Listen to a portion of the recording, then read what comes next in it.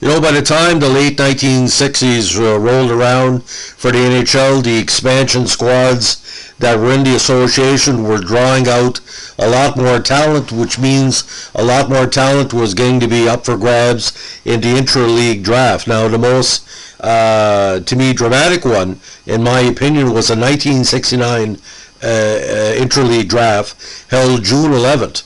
Now, at this event, each team predicted 14 skaters and 2 goalies, and the draft price was $30,000. And in a weird circumstances, a certain all-star goalie, or future all-star goalie, that was playing with Montreal ended up being drafted by Chicago, and it changed the fortunes of Chicago for the better for the next 15 years. Now, Tony Esposito was caught in a numbers game in Montreal, ladies and gentlemen. Various players were coming up through the pike, including Philip Meagher and Ken Dryden, and Rogie Vachon and Gump Worsley were the number 1 and number 2 on the side. At the time, you weren't allowed to protect any more than 2 goalies, and actually Esposito was not the first pick in this draft. It was Dick Sentez, who Minnesota took from, of all teams, of course, Montreal. Now, Esposito went on to a great career, but when you tell a Montreal Canadiens fan, or even a Toronto Maple Leaf fan in 2021, that Tony Esposito was once a Montreal Canadian, it didn't keep him. It's kind of a head-scratcher. Now, the number 3 pick also made NHL history later on as a coach and GM. Glenn Sader was taken by Pittsburgh from Boston. Now, other key players in the draft taken in the first round was Matt Ravlich, who was taken from Chicago by Detroit.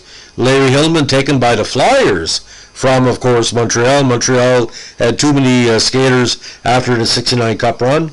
The great Andre Boudreau was taken by St. Louis from Chicago. Marv Edwards was taken by Toronto from the Penguins. And Larry Mickey was taken by Montreal from Toronto. Now, round 2.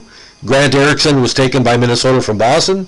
Luan Gotti was taken by Chicago from St. Louis, and you know what happened there. And Gotti was a key player for Chicago for years. The great Dean Prentice was taken from by Pittsburgh from Detroit, with Ron Anderson taken by the Blues from L.A. Now, the great two-way player Charlie Burns was taken by the Stars from the Penguins in round 3, with Bob Blackburn taken from the Penguins from the Rangers. Now, Wayne Mackey shifted teams as well, taken by St. Louis from Chicago. And around 14, the great Howie Bernard was taken by Chicago from the LA Kings.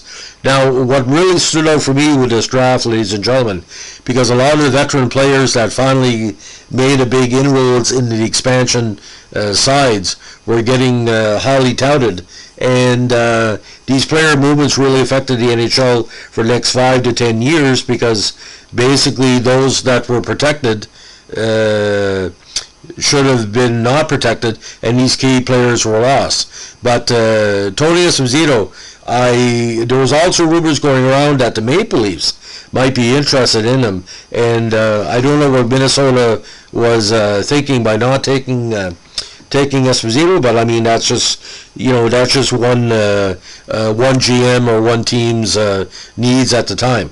But if you look at Minnesota that year, and this is just observant, they had Cesar Mandiego and Fern Rivard. Fern, a very quality player, but no Tony Esposito.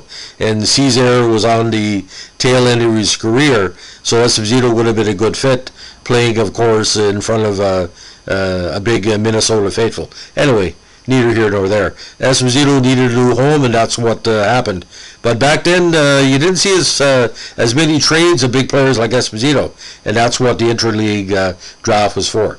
So, ladies and gentlemen, that's the story of the 1969 NHL IntraLeague Draft. If you like what we're doing here, looking at our vintage draft years, let us know with a like, comment, and subscribe. Thanks for listening. Bye.